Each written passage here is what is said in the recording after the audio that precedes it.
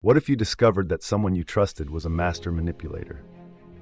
Edgar, a seemingly ordinary man, orchestrated a web of deceit, pulling strings behind the scenes to bend others to his will.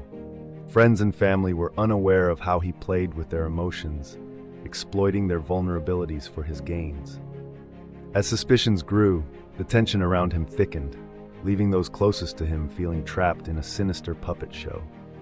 Investigators later revealed his shocking methods, prompting chilling questions about trust and manipulation in daily life. Join us to delve into this unsettling reality, exploring how the unseen puppeteer operated in plain sight, while unraveling the complexities of his disturbed mind.